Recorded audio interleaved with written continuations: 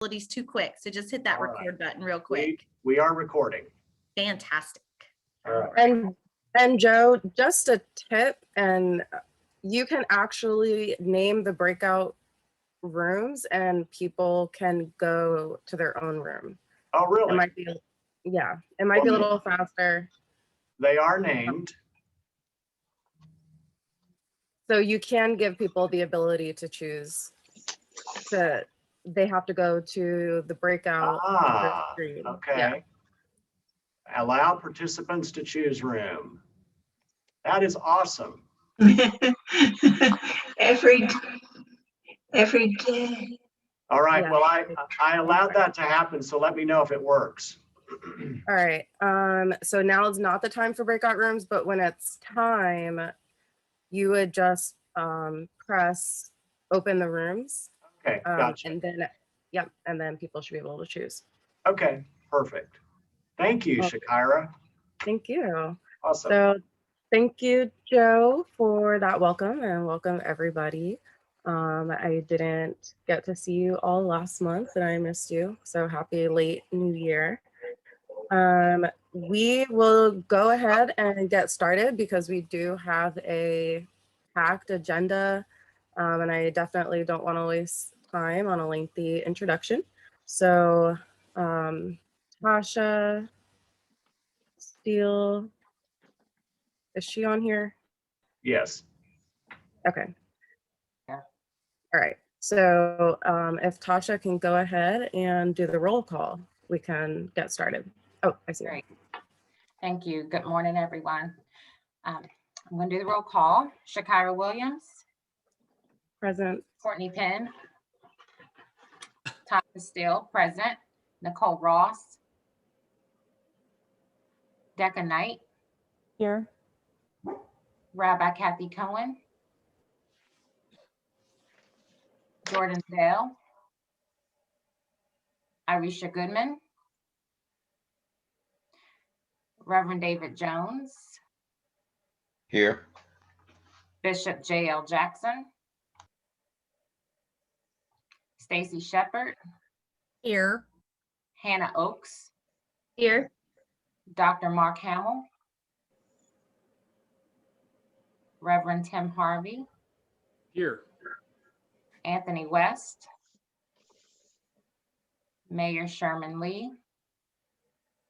And Council Member Joe Cobb. Here. Great, thank you.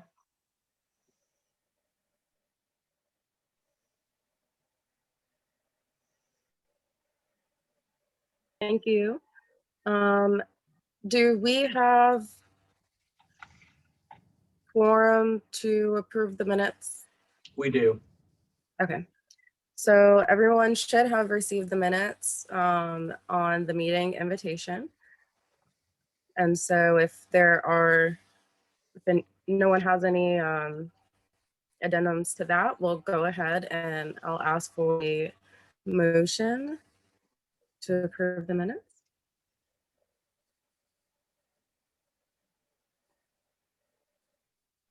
I make a motion, Stacy Shepard. Thank you. And a second. That can be. Second. Who is that? Oh, Joe. Okay.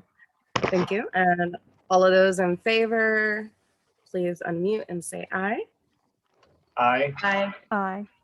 All Aye. right. So we can go ahead and have a resolution to pass those.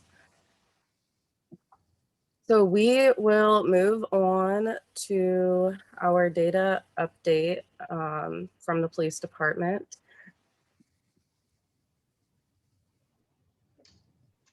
I think Alicia is with us. Tiffany, Alicia, where would you like to start in terms of the data information? Good morning. We can start with the map if you want to. Okay. Let me find it because it was a bunch of stuff. Stand by. Let's see, map. So not the ones like not the gunshot related incidents, the actual map. Stand by. Yes. All right. Stand by. Okay. Let me make sure I find the you're right fine. one. If it's easier to pull up, if it's easier to start with the demographics data, we can do that. Can we while do you find that? the map. And that way I'll Absolutely. make sure, because there's a lot. Okay, hold on. So demographics data. Stand by. Thank you guys for your patience. So the RPD, do you want the one that shows the incidents where a victim was hit or the actual just graph with the ages? The graph with the ages is fine. Okay. Let me pull that. Are we able to see both eventually?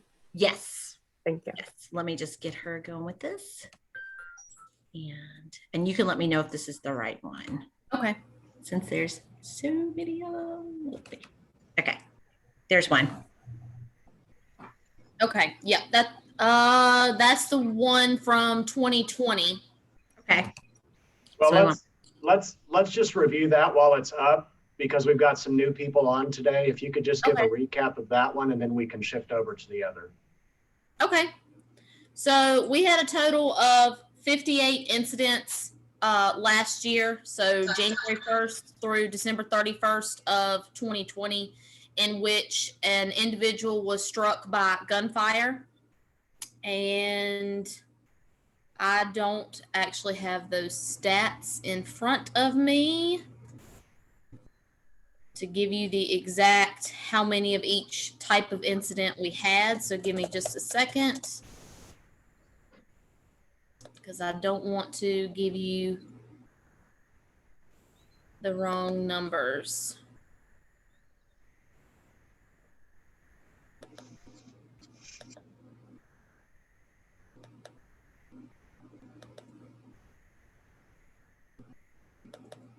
All right. Bear with me just a second.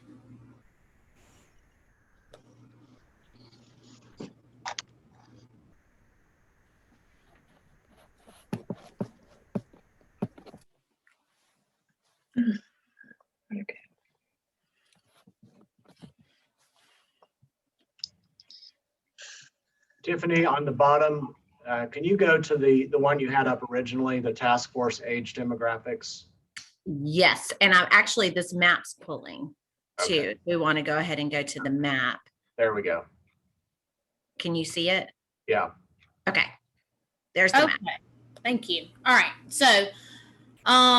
So far, year to date for 2021, we have had 5 incidents of gun violence. 4 of those were aggravated assaults. 1 of those was a homicide. The black points on the map indicate the gunshot wounds or the aggravated assaults, and the red point on the map indicates the homicide that we've had year to date.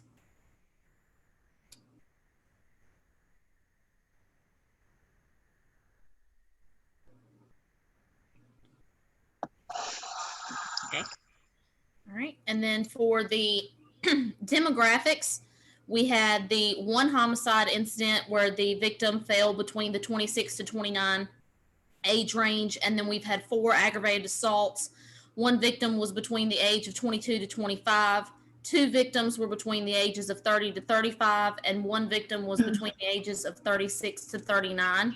Now, as you'll notice, there's no offender information listed for this. That is because we have been unable to identify an offender in any of those incidents. So that data is unavailable to us at this time. And this is connected to witnesses not wanting to talk. A few of them, yes, sir. And they are all still under active investigation, to the best of my knowledge. Tiffany, can you go back to the one for last year, just so folks who are new to the call can kind of see our year-end data? There we go.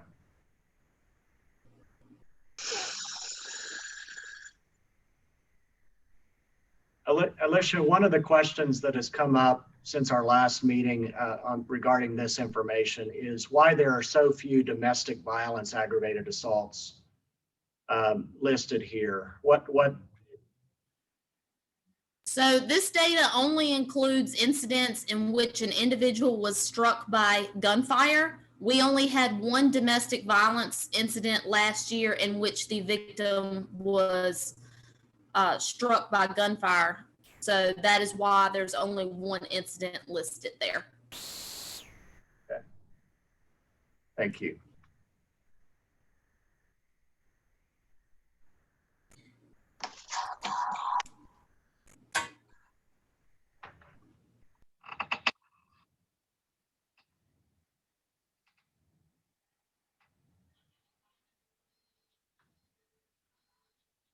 Okay. Is there, did I miss any other things that you needed to share, Alicia? No, ma'am. The only thing that we had for today was the map and the age demographics for the 5 incidents that have happened year to date. Thank you. Can you bring And back does up, sorry, Shakira. Tiffany, can you bring back up the agenda? does anyone have any questions? Feel free to put those in the chat box if you do. Those are the minutes. All right, I know I gave you a lot of documents.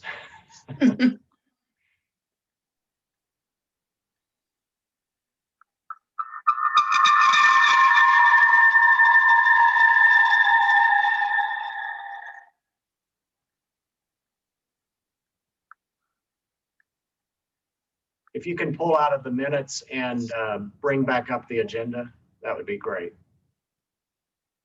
I'm sorry, I had the agenda up. It wants me to stop sharing and then reshare. So stand by.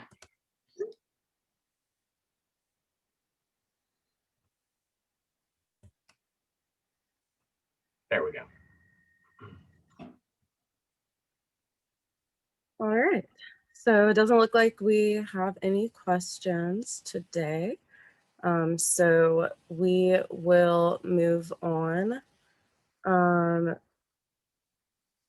Joe, are we still, do we want to see the little blue truck video first? Yeah, let's do it. Okay. Tim, do you want to give any background on this? Yeah, I'd be glad to.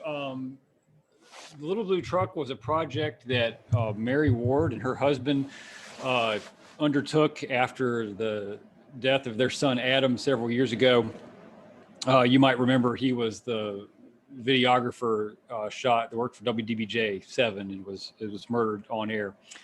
And they took the story of the Little Blue Truck around to every kindergarten class in the Roanoke Valley and read it to the students and then left a copy in the classroom. And before Mary and her husband moved to Washington State, she was part of our group and part of this task force. And it seemed good to revisit that project and give it, to repeat it again. And so, but because of COVID, we couldn't get into the classrooms. And so our subcommittee was able to get together and be filmed reading the book that we would then send the video over to Roanoke City Schools, which we're now ready to do.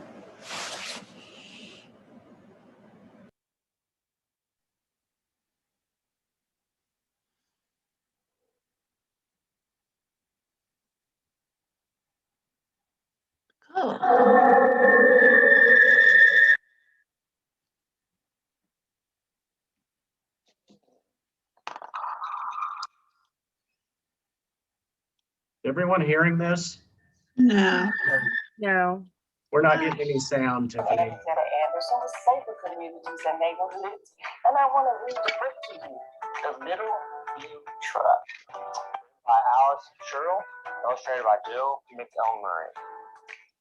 In loving memory of Adam Ward, Little Blue Truck, a friend to everyone and always willing to lend a helping hand. From Adam's family. Horn went beep, engine purred, friendliest sounds you've ever heard.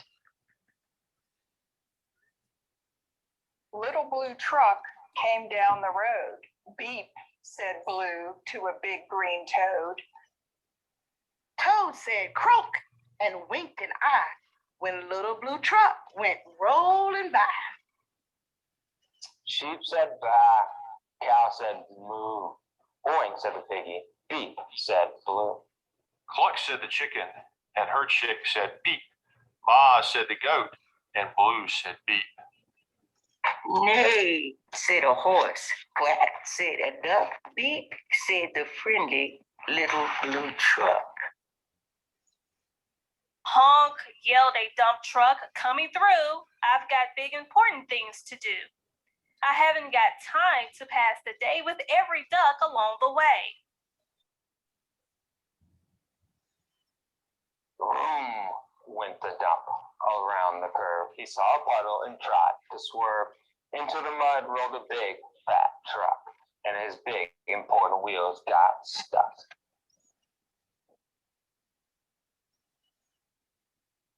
His heavy-duty dump truck tires were sunk deep down in muck and mire. Honk, cried the dump, and he sounded scared, but nobody heard or nobody cared.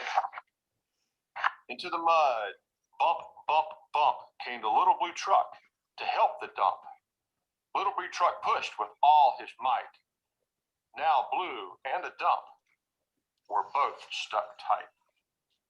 Help, help, help, cried the Little Blue Truck. Beep, beep, beep, I'm stuck, I'm stuck. Everybody heard that beep, beep, beep. The cow came running with the pig and the sheep. Up at a gallop ran the big brown horse. Go jumped over the fence, of course. Then Hen came flapping with the chick and the duck, and everybody pushed the Little Blue Truck. Head to head and rump to rump, they all pushed Blue, who pushed the dump. They couldn't quite budge that heavy load. Then who hopped up but the big green toad? All together, 1, 2, 3, one last push, and the truck was free. Thanks, little brother, said Dump to Blue. You helped me and they helped you. Now I see a lot depends on a helping hand from a few good friends. Beep said Blue. Who wants a ride? Everybody scrambled to jump inside. Oink, Quack. ba, cluck, beep, neigh, croak, ma. Beep, beep, beep, the Little Blue Truck. Thank you.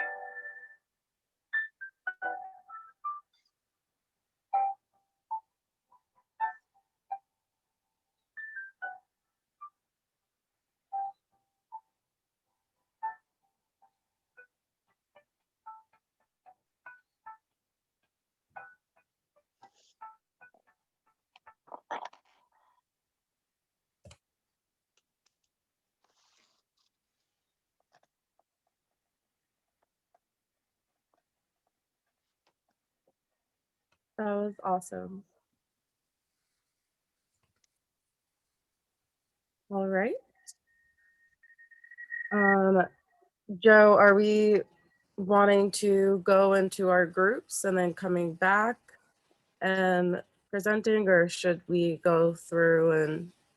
We can go into groups. There are a couple of items we need to vote on in terms of funding.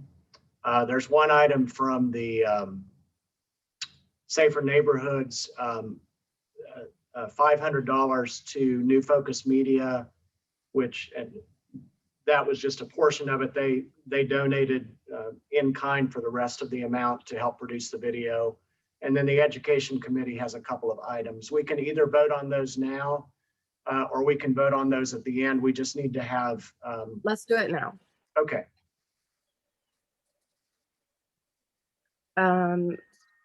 Let's see.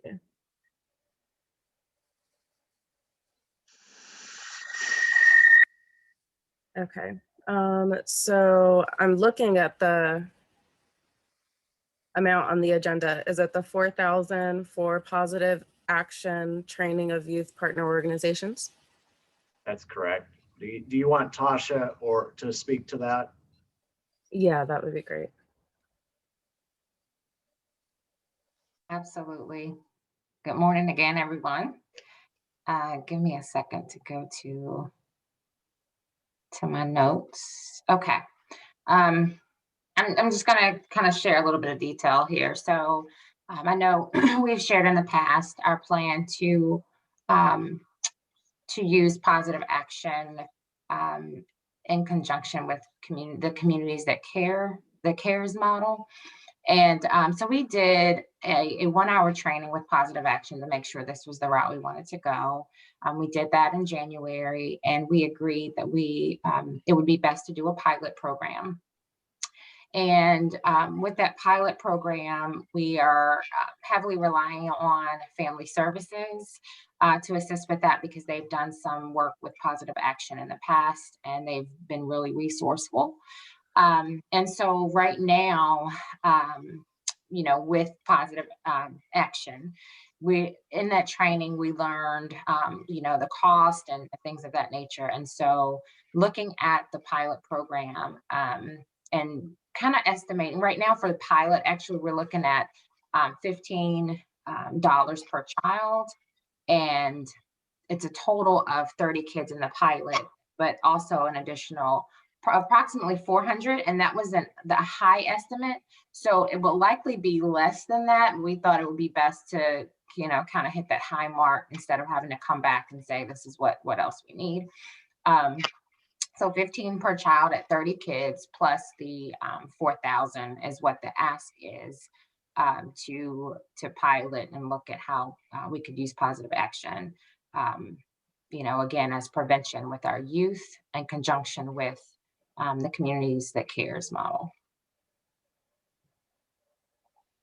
And also today, Jamie Starkey, she's with Family Services, she and Karen Pillis are going to go over more information within our meeting today about the pilot. So we'll have more information to share at the next meeting, or I guess afterwards. Okay, so we will vote on those items separately. So looking at line B, if somebody would like to make a motion to approve this $4,000 budget item for positive action training of youth partner organizations.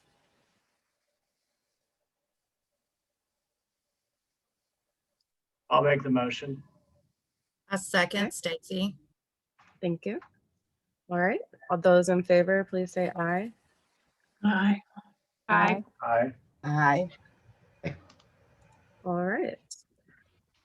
Moving to the next budget item, which is $450, $15 per child for the implementation of the program, which we just voted on. If somebody would like to make a motion to approve that. So moved, Tana Oaks. Thank you. And a second? I can go ahead and second that. Shakira. All right. And those in favor, please say aye. Aye. Aye. All right. Aye. Okay, so you can go ahead and pass both of those budget items. The other one we need to do is the 500 to new focus media for the video. Okay, yes. I think we all saw the video, and it was great. So would anyone like to make a motion to approve the $500 to, was it New Media? New focus. New Focus, I'm sorry. New Focus Media for the little blue truck. I so move. Tim Harvey. Thank you. Second. And was that you, Joe, who second? No. Anna Zeta. Okay, thank you. And It needs to be somebody from the study committee, sorry. what's that number? Okay. Please say your name when you second. I'll go ahead and second it. Okay, thank you. And those in favor, please say aye. Aye. Aye. All right. We can go ahead and pass that as well. And for our next meeting, Joe, if we can just, I'm sure it'll be in the minutes, but maybe have a budget outline as well, just so we can see our expenses. All right. So we will go ahead into our working groups. So I think Joe is going to have to open the breakout rooms. So I've gone ahead and assigned, I think, most of the people. Okay. Those of you who are going to be part of the gang violence reduction working group, you're going to stay in this main room with me. If for some reason I didn't get you assigned to the meeting that you are supposed to be in, you now have the option to choose your room. So I'm going to open them up now. And just one reminder, we have a number of people on the call today where it just says iPhone. There's no name. If you could please name yourself so that we know who you are. That's really important for us to know, whether you're media or a member of the public or working group or study committee. We need everyone to be identified. So if you could make that change now, and then that'll be helpful to us. All right, here we go, Shakira. Joe, will we be coming back here, or are we done when we're finished with our working group? It'd be nice to come back here to do a report out. Okay. Shakira, how long do you want us to stay in our sessions? We've typically gone till 11:15. Is that what we want to do today? Yeah, I think around 11:10, 11:15-ish. I'll send a reminder out. And we'll just do a very brief synopsis of what you worked on in your group. And I know some groups had some things to share, but we can talk about that once we get back. Okay. Thank you all.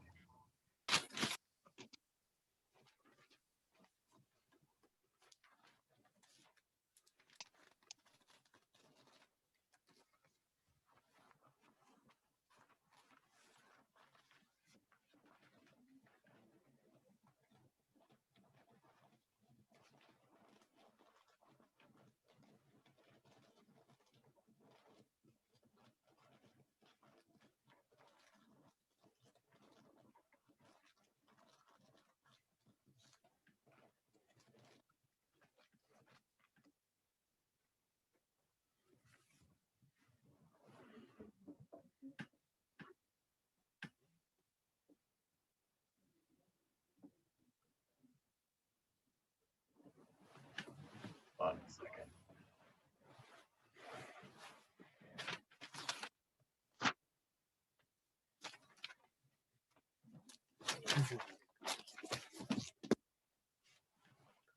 Okay. All right. Lloyd, do you want to stay here in the gang violence reduction, or do you want me to shift you over to city services?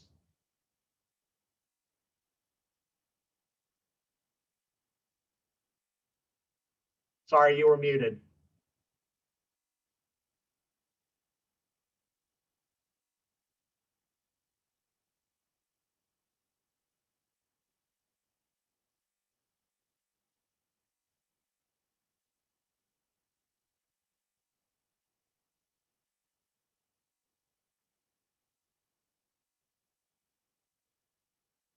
No, I said I could stay here. Okay. All right. So this is our gang violence reduction working group.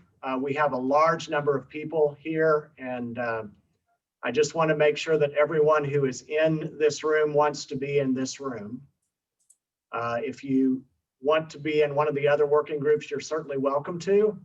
But our focus today is to get some perspective on our current reality in Roanoke around what we're seeing in terms of gang activity, gang reduction efforts that are measures that are already underway, and then any additional information that would be helpful to us as we build out our comprehensive plan.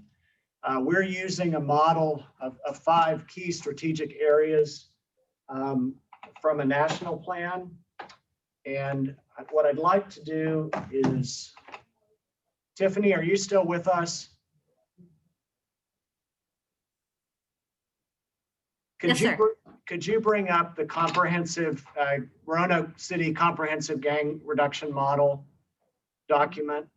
I just want to do a quick overview before we jump in. Thank you. That's perfect. You are welcome. I'm here for you. And if you can just scroll down as we go.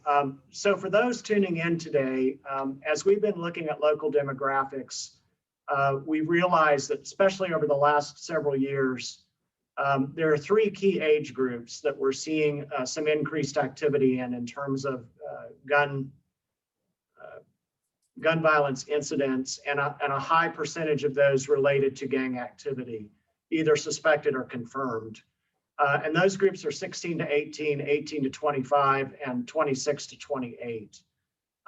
We're discovering that there are a lot of services available in our city for youth up to age 18, but then there's kind of a drop off in terms of services that are available for young adults from that 18 to 28 age range. So that's a gap that we're looking at according to our data.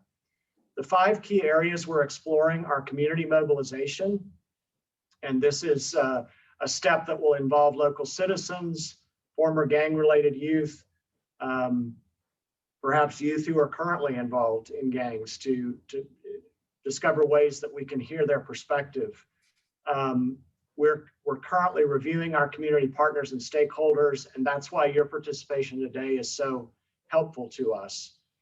The second item is opportunities provision, and here we're looking at specific education, training, and employment opportunities that could be directed toward gang-involved youth to increase opportunities. If you can scroll down, Tiffany.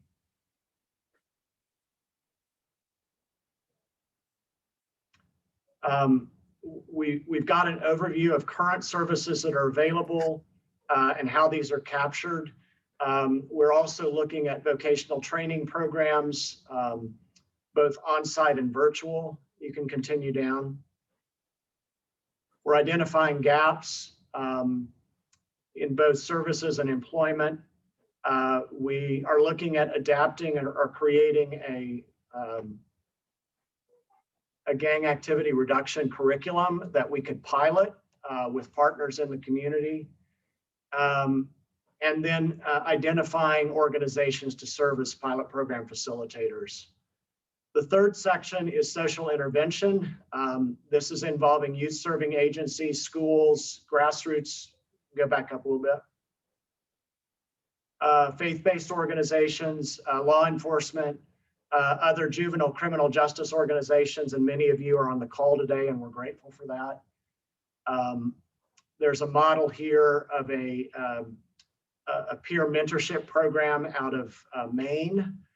So we're looking at different models that we can either adapt to Roanoke or create uniquely here. And we want to look at businesses in the community who want to be a part of these kinds of solutions and creating opportunities. This is in draft form. It's not nearly completed, but our conversation today will help us move toward that. Item number 4, we'll just keep going down. These are some programs that we're going to tap into. Item number 4 is organizational change and development. What kinds of policies and procedures need to be changed, whether it's on a state level or a local level that we can advocate for. And then the 5th category is suppression. And these are social control procedures, including supervision and monitoring and the criminal justice system.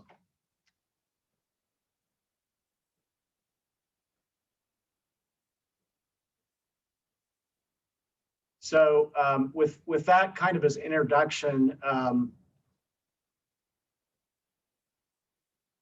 I'd like to hear from our guests today. I know Tracy King, you're with us today from the Department of Juvenile Justice. Maybe we can start with you, Tracy, and with folks that you may have here in connection with your office to give us a brief overview of the work that you're doing and what you're seeing, not only in terms of our current reality with gang activity and gang reduction, but also some programs that you already have in place that are at work. Good morning, everyone. If I'm not mistaken, I have my supervisor on the line, who is Christopher Roberts, and I may have another staff online, which is Mr. Omar Casey. What we are doing here is being sure that we are involved in the police department's intel meetings. We are entering information in the GMS system with the Department of Juvenile Justice to ensure we are in line with statute in identifying juvenile offenders. Our numbers have been kind of low during the pandemic, so we haven't had an influx of criminal activities. But what we are seeing is a lot of our individuals are doing street robberies, stealing cars, and possession of weapons. We have not got any intakes in regards to any violent crimes per se within the last 3 months. Most of our kids are doing property crimes. We are connected with Roanoke County as well with my unit to attend intel meetings. So we do a larger meeting with the U.S. Marshals and the influx of law enforcement out of Vinton, Roanoke County, and Salem. Thank you, Tracy. Chris or Omar, I don't know if I see Omar on. Chris, I see you. Is there anything that either of you would like to add? Good morning, everyone. I don't have anything else to add as far as the type of crimes or the type of individuals that are, penetrating the system through the intake process here in Roanoke City. Ms. King kind of outlined that with the demographics of the charges that are kind of coming in during the pandemic, which I would agree the numbers are low, but they're somewhat consistent.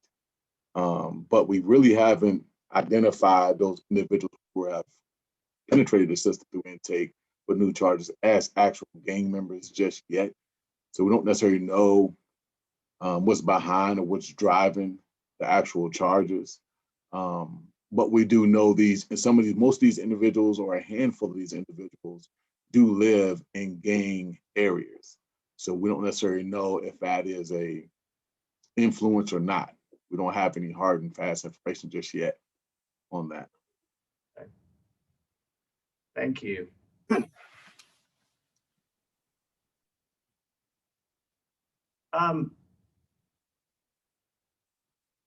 Let's shift over to some of our local citizens involved. And Lloyd, I know that your work through community mitigation and the volunteer team, and Jermaine Johnson, thank you for being here.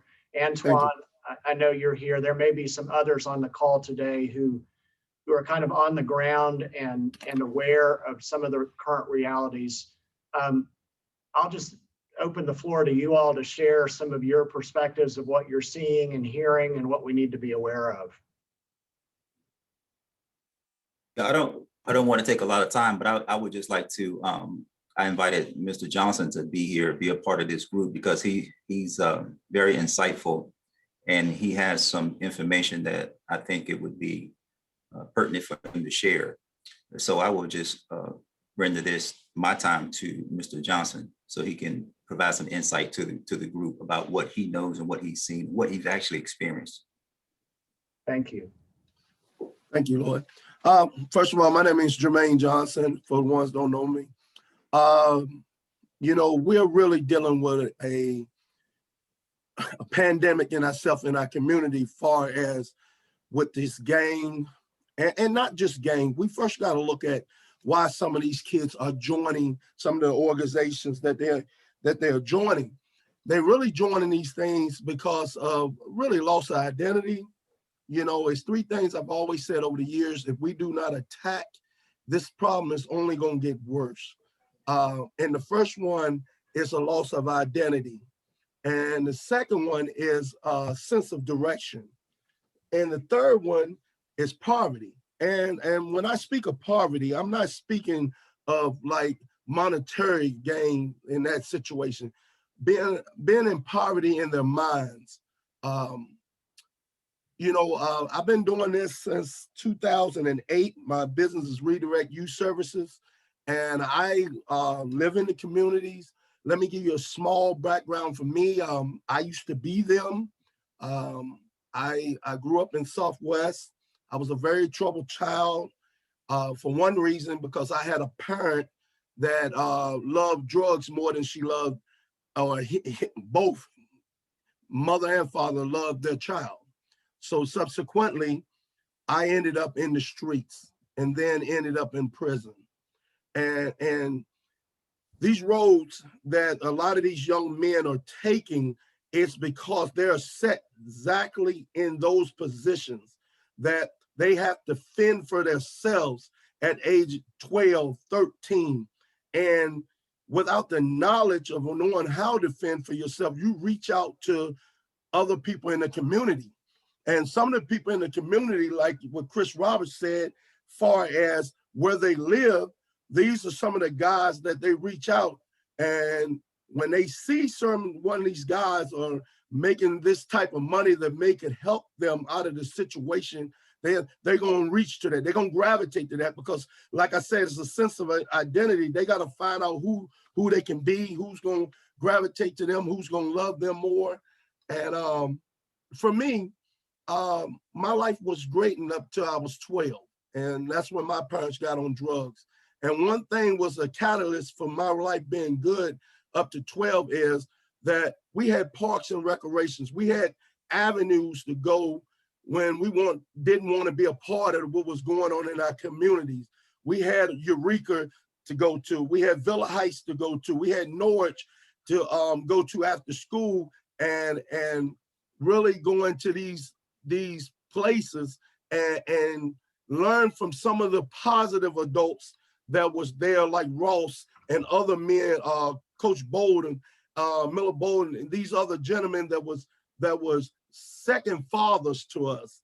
And that pretty much kept us away from the negativity that was going on in our communities. Well, that's something that we have to look at now. At 13 years of age, I was looking at a thing that online about, I don't know if any of y'all know anything about Mojo, the company Mojo. That's something that Julie Fowley and Russell Wilson, they are on the grind to, and they putting their dollars where their mouth is, to revamp our youth back into sports. Because before the pandemic, they said 70% of our youth dropped out of sports. 70% at the age of 13. And you know, we have to understand what sports does to some of them. Sports gives some of these young men and women an identity, a sense of direction, and allow them to get out of their minds poverty. But we here in City of Roanoke, we kind of cut that. We kind of cut that opportunity. So, you know, me and Lloyd was talking with a manager over there at Jamestown yesterday. No, excuse me, at Eureka. And she said, you know, I feel for the middle kid schools. There's nothing for them to do right now. So we have to understand that is right at that age that Russell Wilson and them are saying that they're dropping out of sports. They discontinuing any school activities or anything that could be positive in their life. And guess what? When they do that, where are they going to? They're going straight to their communities. And subsequently, a lot of guys in their community are not teaching them right. I was one of them. At 13, my own cousin had me selling drugs in Southwest, you know, and that kind of jump started my life into a negative way, because he was the only guy that was close to me as far as family that I could reach out and feel like I was a little loved. But you know, he led me in the wrong direction. And subsequently, I went to the federal prison and did almost 10 years. So what I'm getting at is we have to come together and go all the way back to where this started. We can't, like, I wrote down, y'all was saying that 16 to 18, 18 to 25, 26 to 28. Well, we need to go back and really get in contact with them at the age of 13, 12. You know, I'm living proof to tell you, if we do not connect with these kids, provide mentorship to them, special support. You know, for me, what makes me unique from a lot of perspectives, a lot of people tell me, not me saying, a lot of people telling me, is that my phone and my time is open 24/7. A kid got to know that. I don't want the kid to ever think that I'm an 8 to 5 to him, and then after 5 o'clock, I'm not open to him. These kids got to know that, because we have to understand one thing. They're not getting that type of support in the home.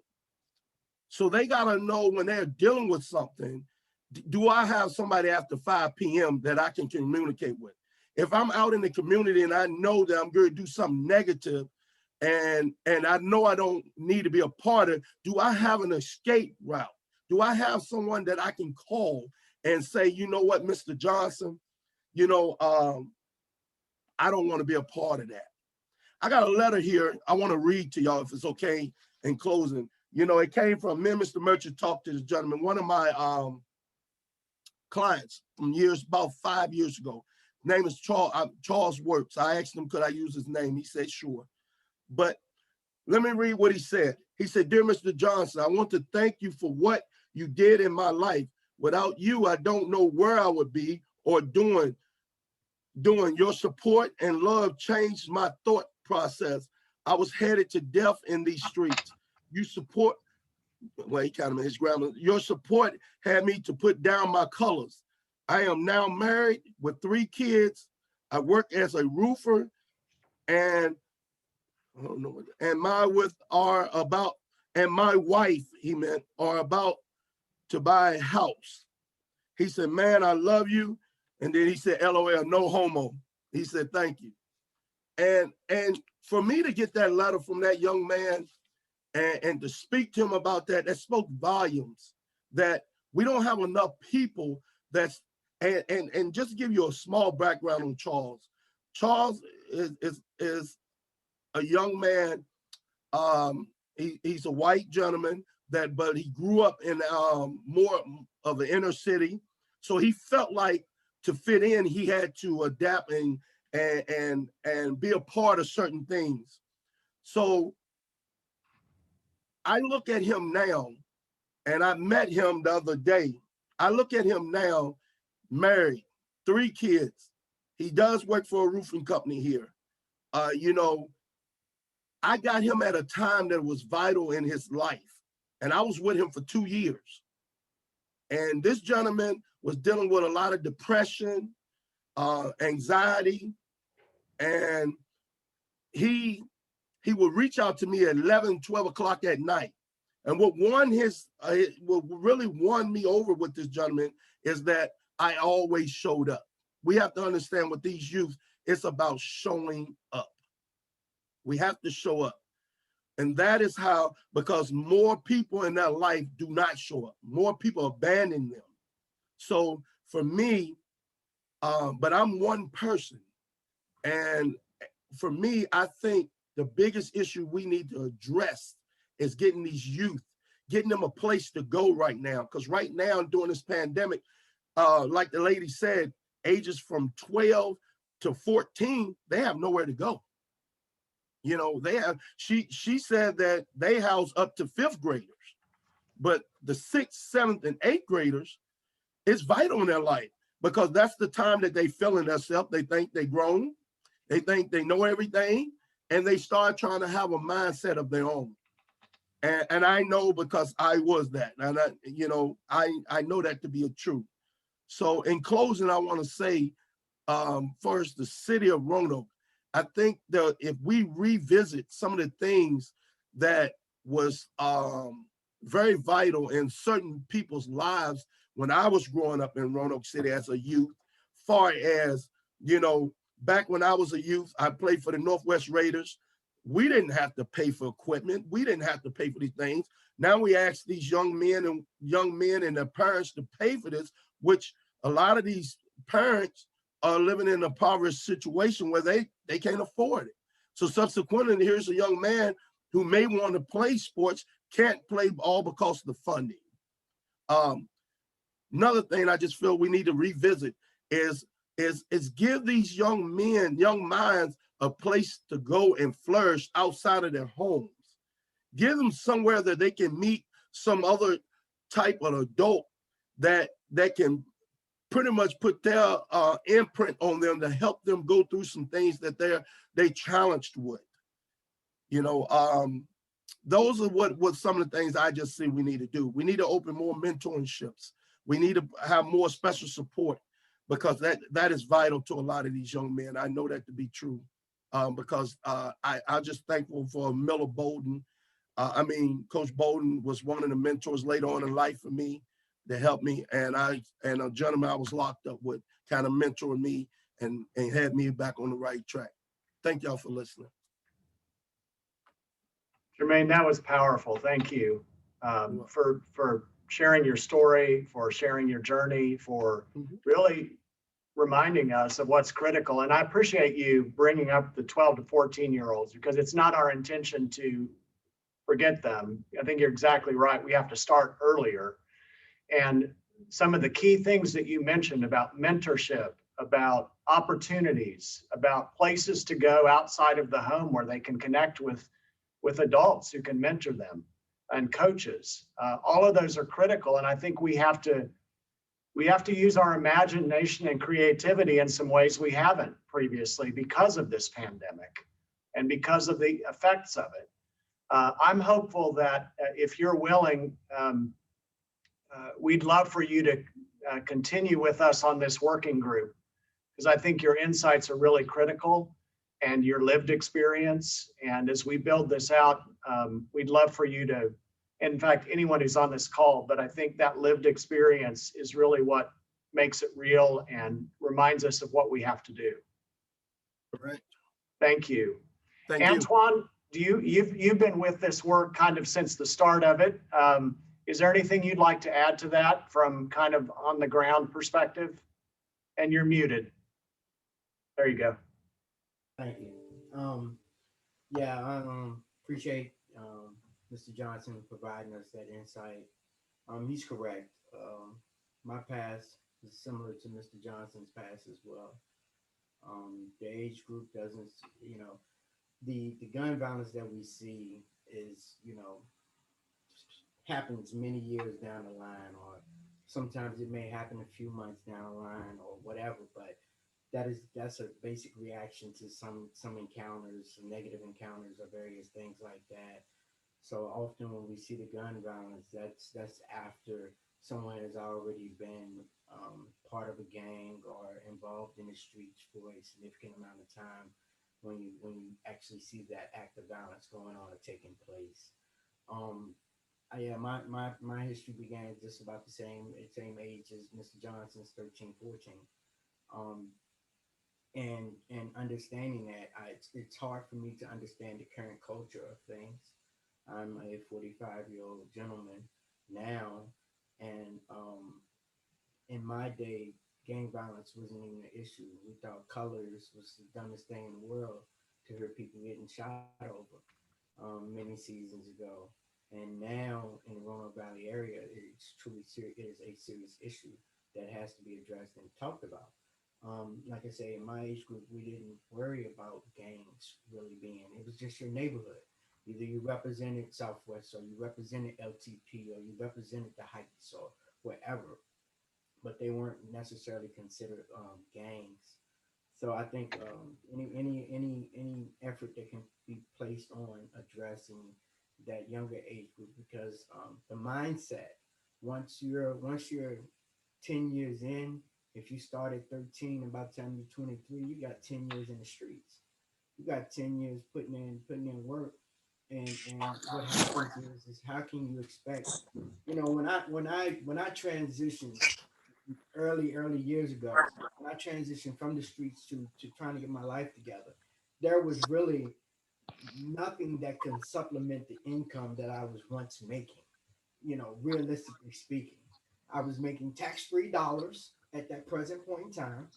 And to say that, your only option is going to be working hard at a fast food restaurant or working hard at a starter job, that's your only option, but you're going to give up making, anywhere between, $2,000 or $3,000 a week, basically picking your own schedule and determining your own schedule to get to a point where now you're going to be at Burger King for 8 hours a day, making $7.25 an hour. And so a lot of times that is a hard transition for someone that's been 10 years in the street, or all that's relevant to your life is living that experience. So it's how do you change that mindset from that experience? And for me, of course, it was a negative altercation, and I lost a family member December 24th, 2000. And at 18 years old, his life was taken. And because of that, I started the transition of getting my life together and moving in a different direction and different path. But before that, I was all sold into everything I was doing. So, it's how do we begin the process of changing the mindset? And if we're waiting until that 18, 19, 20, 21, 22, 23, we're behind the 8 ball. We're trying to change somebody's mindset, and we're trying to really, really, imagine us at 18, 19, 20, 21, 20. We already got our perceptions of who we are, or what we think we're going to be, and how tough we need to be, or what way we need to move forward. And then somebody just pops up saying, well, you need to totally turn away from what you've been and what is giving you whatever level of credibility that you've occurred to have during that present point in time, that you gotta just jump up and walk away from that. But you still go home every day. You still go back to the same street. You still go back to the same block. So, I agree with Mr. Johnson that, if we can start at a younger age, then that's great. But if not, the credibility, I learned with being an advocate many years ago, nothing about us without us. And that slogan always sticks with me, and it always goes with me. Don't have a conversation about certain individuals and specific individuals if you can't bring them to the table. And so right now, at this present point in time, whether it's by police department or by individuals that are more connected than what we are, how do we begin to have this conversation with individuals that are actively involved? When I was actively involved, nobody asked me how did I want to get out or presented a way to get out. How do we begin to actively have a conversation with individuals that are actively still involved? How do you get out, and how can we help you get out? Versus us sitting back saying, well, this is what we'll throw out. We throw out everything we want to and still miss the target. Until they sit at the table, until we can have that conversation where they're there and they can say, well, this is what I would really need. And each situation is different. And each situation may require us to look at things and change our plan and change our process, because every person is different and their life experience is as well. Thank you, Antoine.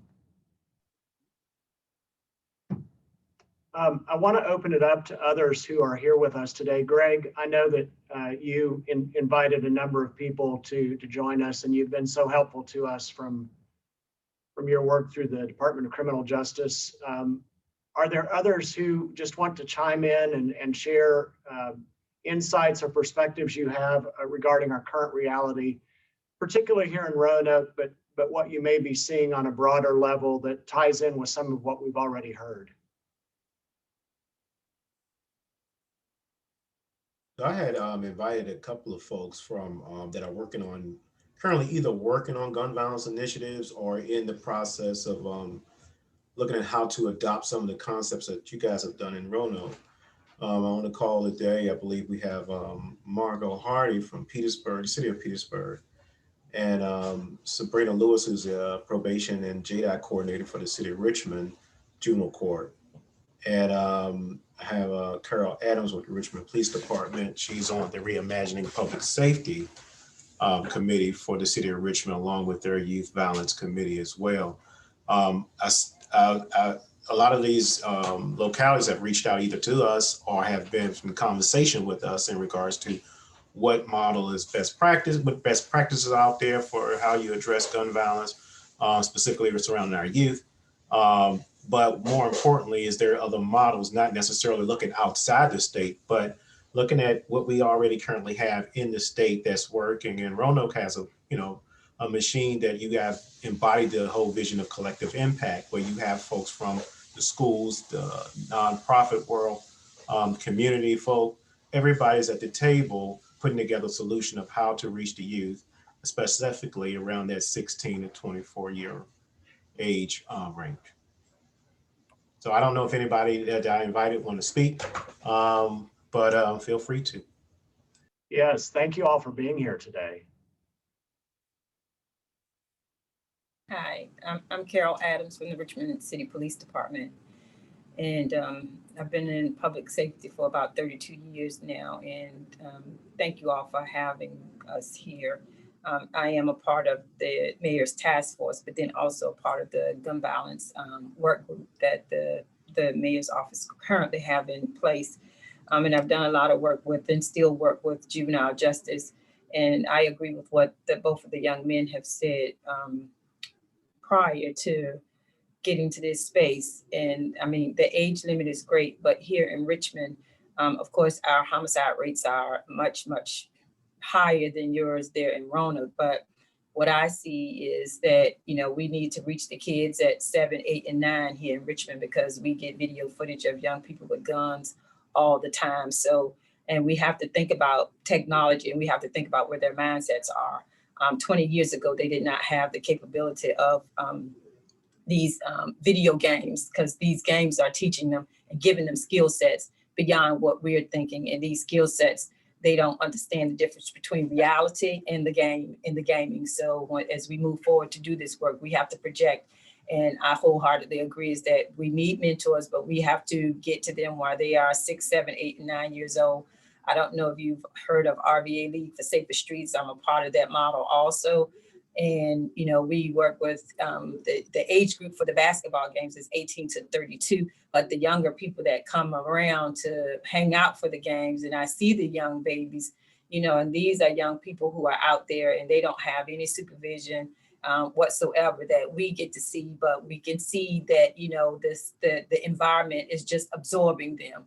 And so I think that's what we have to look at holistically too. We have to look at where we are in real world, real time, and we have to look at what they have at their fingertips, and not just what's teaching them in the element of the streets, but then also what technology is also advancing their little mindsets when we talk about gun violence and we talk about growing up in the street and not having certain supports and certain networks. But as I end, the key component is building relationships. And as the gentleman said before, 8 to 5 and 9 to 5 just does not cut it for somebody who's out in the streets. They need people that are going to be there, they're going to show up, and they need 24-hour access, because everything shuts down. And when it shuts down, the streets is the limit, the streets taking care of our babies. And that's where they're getting their knowledge from. Thank you, Carol. Anybody else before we wrap up and go back to the main room? I want to say that any of you, I think I have contact information for most of you, but if any of you would like to put your contact information in the chat box, that way we can capture it and keep you in the loop as to the work that we're doing. That would be really meaningful to us. And we appreciate you being here today. If I can just have 1 second to respond to what Ms. Adams said, it does become a point of where you have to start to teach the lesson of how to value someone else's life.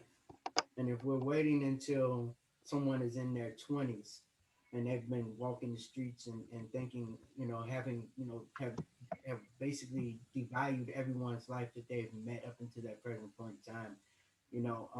Really it is teaching the lesson to the younger age group how to value the life of someone else, because I've been shot at, I've seen it happen in front of me, and I've seen it on numerous times and occasions happen. And it's a lack of value for the next person's life that really has broken down in a lot of these communities.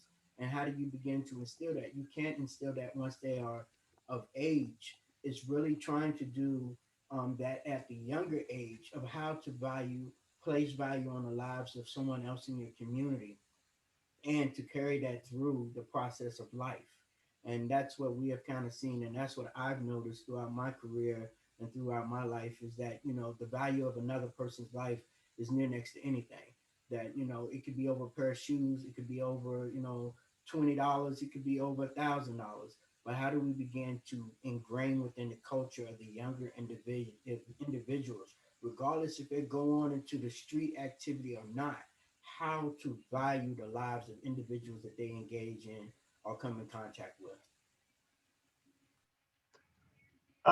Thank you, Antoine. The other folks from other cities, would you be able to share just briefly as we kind of go back into the big room,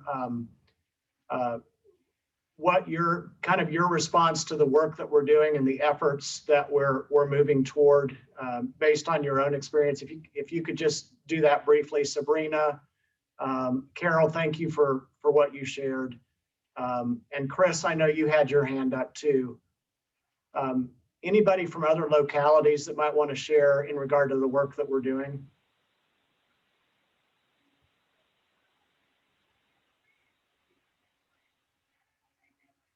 Margot, yes, thank you. Margot or Sabrina, either of you? I'll jump on for a few minutes just to talk about what we're doing here in Petersburg, or what we're trying to get going in Petersburg. We've been working with the ATFs and U.S. Marshals to try to come up with a program in Petersburg to help youth find positive stuff to do, as we have an influx of possession of firearms and shootings here in the city. So we've had several meetings, but COVID kind of pushed them back, and we were meeting with the U.S. Marshals Office and the ATFs to come up with a program. We had looked at a model, Big Blue, and it's also a model that Roanoke was doing that we looked at, and I think one from New Jersey, but we haven't had a chance to finalize that yet. But we've seen, like I said, the firearms, shootings, especially since kids are virtual, not in school, they're not getting on attending school. So they're just out in the community doing crimes and criminal stuff throughout the day and not attending school. So we, looking for programs, some gun initiatives with the Petersburg Police Department. I actually work under the Petersburg Police Department, and we are trying to come up with initiatives to kind of get a hold to some of the youth violence with the gangs and the robberies and shootings that we have in Petersburg. I also have on Mike Jones, which is our Petersburg gang specialist. He's on the line if he wanted to say something to add to that right quick. Thank you. Mike, you want to add anything to that? Yes, sir. Let me see, get my video started. Here we go. Yes, I've been working as a gang specialist in Petersburg for about 10 years, working hand in hand with the police department and U.S. Marshals. The difficulties that we're having is basically finding role models for the youth in Petersburg, because like Margot was saying, especially now, it's been the shootings have gone up probably about 50% over the last 6 months, and killings, because there's nothing to do and not any programs. So right now we're just trying to find some programs to get the youth off the street just to keep them busy. It's just a difficult time right now in Petersburg because of the job factor, and it's a high crime rate in Petersburg going on right now at this time. We're just trying to find some different programs for the youth to do to keep them off the streets at this point. Thank you, Mike. Thank you all for being here with us today. We appreciate it. This is Sabrina Lewis. Hey, Sabrina. I'm from Richmond. Thanks for having me. I reached out to Greg a couple months ago in reference to some gang programs or violence programs in it. Like Petersburg, we are seeing an uptick in gun charges. So I wanted to find some programs and mentoring that we could develop here in the city of Richmond. So I just wanted to get some ideas and piggyback off other people, because COVID has stopped a lot of things that we were trying to put in place initially. Our gang committee does work closely with the Richmond Police Department and with Ms. Adams. So I just appreciate being here and hearing the different information that people have shared. Thank you, and thank you for your work in Richmond. Thank you. You're welcome. Hi, this is Tori Edmonds, and I'm also from Richmond, Virginia. We're doing something just slightly different. We don't focus so much on programming, but we're looking at risk and protective factors. We're trying to identify what are those risk factors in our communities that are putting our young people at a higher rate of being involved in some of the more riskier behavior. Similar to what Mr. Jones said, Mike Jones said out of Petersburg, and Ms. Lewis from Richmond. In our communities where we tend to have a lot of youth violence, there are not a lot of programming. And so you can't connect youth to positive opportunities when they just don't exist.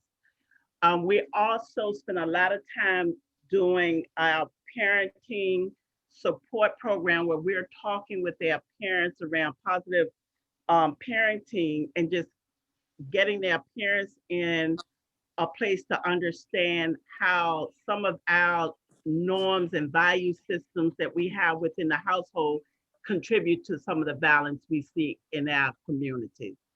This whole norm around guns and you know, we must retaliate if someone do something to a family member.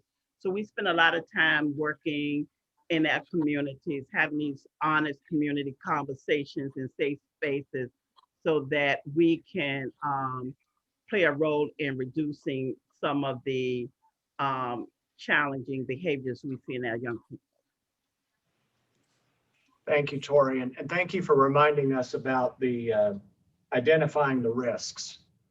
We talked a lot about that earlier, because that helps us get to the root causes, which has been a primary focus of this study committee and our working groups. Yes, our parents often remind us that in our communities, our kids only get connected to programs once they get in trouble. So we really want to focus on the preventive piece of it. Right. Thank you. Okay, Shakira, back to you for a closeout for our meeting. Okay. Tiffany, can you bring our agenda back up?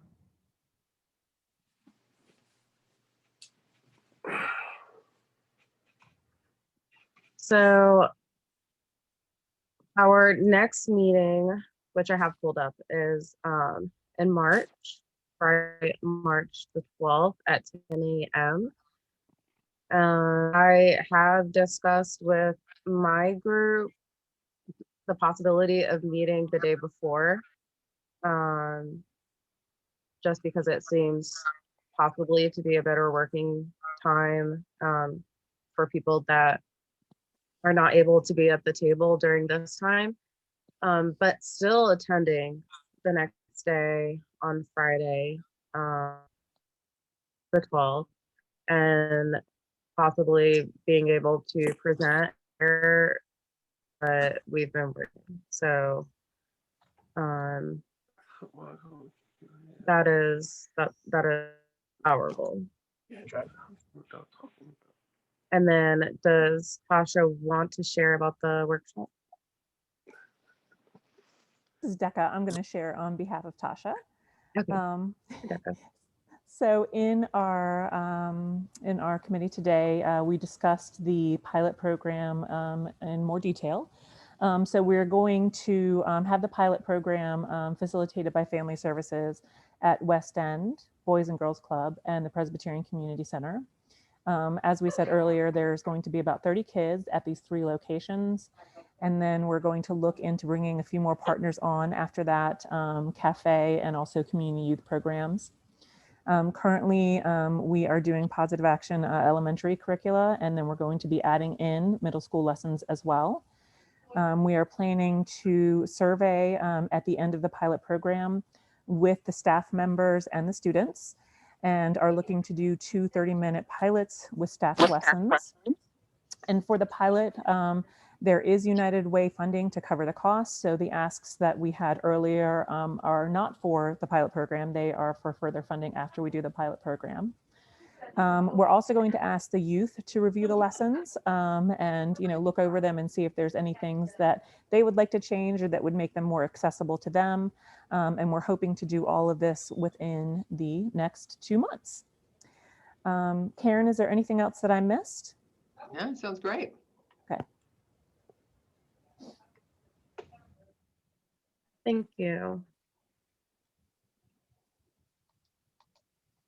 All right. And of course, as always, if any of the working groups would, I know last year we were meeting on every other Friday, just with the working groups only. And so I do highly encourage that, to get together at your groups and correspond and keep in contact, so that we can continue getting things done and reaching goals. I think Tim has something he wants to share from Safer Neighborhoods. Yes. Yeah, thanks, Joe. I was just about to jump in there.